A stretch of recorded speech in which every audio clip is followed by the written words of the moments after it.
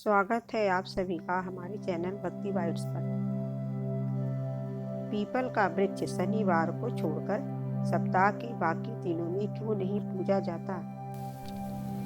सूत जी कहते हैं, समुद्र का मंथन करने से जो रत्न देवताओं को मिले थे, उनमें से देवताओं ने लक्ष्मी और कौस्तुभ मणि भगवान विष्णु को दे दी थी।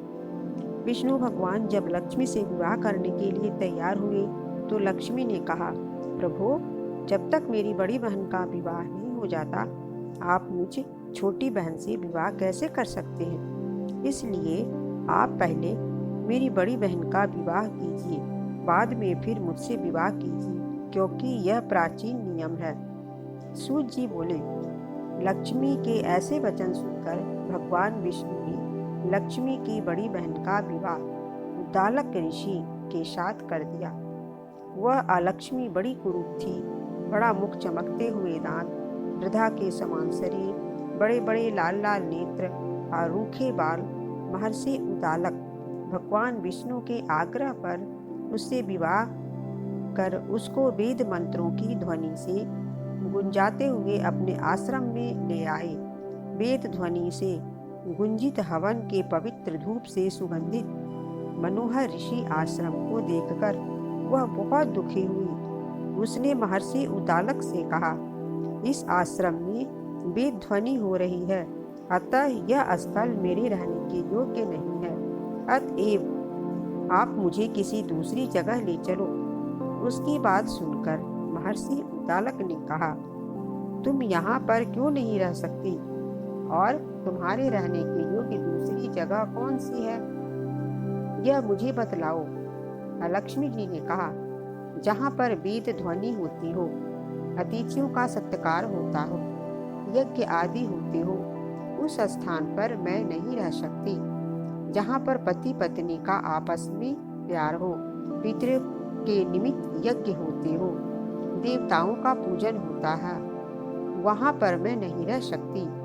जहाँ दिन रात पति पत्नी लड़ते रहते हो, जहाँ से अतिथि लोग सदा निराश हो लौटते हो, जहाँ पर पूज्य वृद्धों, सत्य पुरुषों तथा मित्रों का अनादर होता हो, और जहाँ पर अति कठोर वाणी बोली जाती हो, जहाँ पर दुराचारी, चोर, पर स्त्रीगामी प्राणी रहते हो, जहाँ पर गौओं का वध, मद्यपान, ब्रह्महत्या आदि पाप होते रहते हो, वहाँ मैं प्रसन्नतापूर्वक निवास करती हूँ।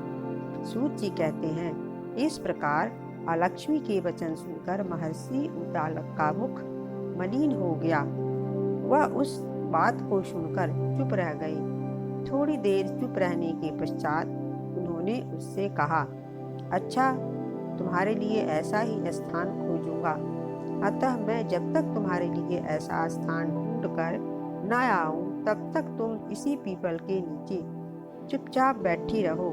सूत जी कहते हैं, महर्षि उद्दालक उसको पीपल के नीचे बिठाकर स्वयं उनके रहने योग्य स्थान ढूंढने के लिए निकले।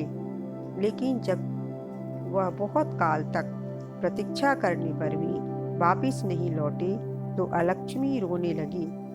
उसकी बुरी तरह से रोना श्री लक्ष्मी जी ने वैकुंठ में भी सुना।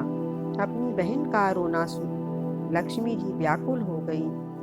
उन्होंने दुखी होकर भगवान विष्णु से कहा, प्रभु, मेरी बड़ी बहन अलक्ष्मी पति के त्याग देने से अत्यंत दुखी हो गई है। नाथ, यदि मैं आपकी प्रिय पत्नी हूँ तो आप उसे आश्वासन देने के लिए उसके पास जाइए। लक्ष्मी जी की प्रार्थना सुनकर कृपा सिंधु भगवान लक्ष्मी जी को साथ लेकर उस पीपल के पास गए, जिसके नीचे अलक्ष्मी बैठी रो रही थी।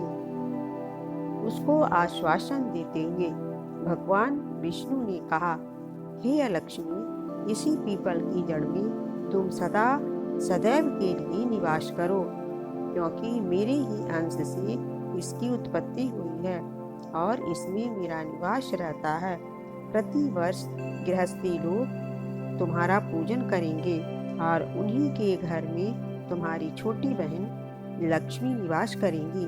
स्त्रियों को विविध प्रकार के उपहारों से तुम्हारी पूजा करनी चाहिए। मनुष्यों को चाहिए कि वह पुष्प, धूप, गंध आदि से तुम्हारी पूजा करे, तभी लक्ष्मी उन पर प्रसन्न होगी।